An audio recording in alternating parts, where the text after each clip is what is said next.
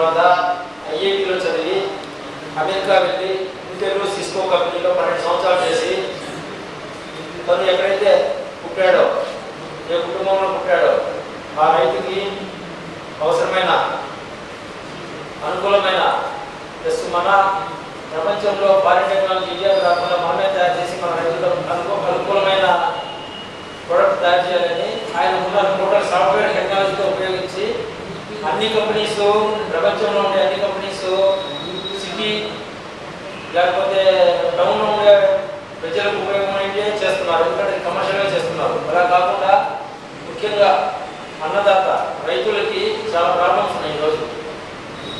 వాటి మీద ఉపయోగించి టెక్నాలజీ ఎవరు చేయట్లేదు.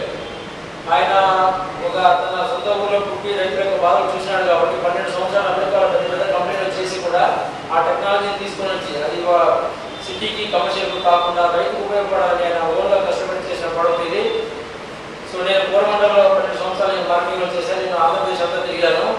సో ఆయన ప్రోడక్ట్ చేసిన తర్వాత నేను ఈ విధంగా చేశాను. ఇది మన మొత్తం అందరి రైతులకి దేశంలో ఇండియా భారతదేశం అంతా మనం విస్తరించాలంటే ఏ విధంగా చేయాలి అని చెప్పి నన్ను చిన్న క్లాస్మేట్స్తో ఉన్నట్టుగా తర్వాత నేను కూడా 12 సంవత్సరాలు చదివిన ఉన్న కంపెనీని వదిలేసి నేను కూడా ఇది మనం ఒక మహాయజ్ఞంగా స్టార్ట్ చేద్దామని నేను కూడా కంపెనీ నుంచి బయటకు వచ్చాను. జాయిన్ అయ్యి మేము ఈ విధంగా వితిన్ 3 నెలల్లో ఆంధ్రప్రదేశ్ రాష్ట్రం అంతా తిరిగి మేము ఈ విధంగా చేయడం జరిగింది. ఎందుకంటే రాత్రి పూట రైతులు పొలానికి వెళ్ళి వర్షం పడేటప్పుడు ఇప్పుడంటే అప్పుడు ఇది ఏ టైంలో ఆ టైంలో వెళ్ళి ఎన్నో ప్రాబ్లమ్స్ ఎదుర్కొంటున్నారు. అది చాలా ఈజీగా వాళ్ళ సెల్ ఫోన్తో మోటార్ కరెంట్ వచ్చింది పోయింది కనుక్కొని సో వాళ్ళు ఎప్పుడంటే అప్పుడు సడన్గా పొలంలోకి పోయి ఆ ప్రాబ్లమ్స్ ఫేస్ చేయకుండా ఈజీగా తన ఉన్న యొక్క సెల్ ఫోన్తోనే ఆపరేట్ చేసుకున్న టెక్నాలజీ కాబట్టి నేను కూడా మనం ఇన్ని రోజులు చేసినా కానీ జీవితం వస్తుంది పరిగెత్తానే ఉన్నాం.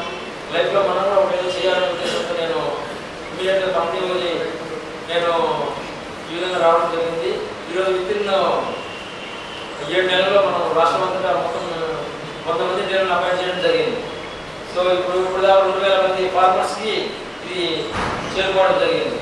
అలా ఇంకా ఇది పెరుగుతూ దేశంలో ఉన్న ప్రతి రైతుకి ఇది చేరాలని మా కోరిక.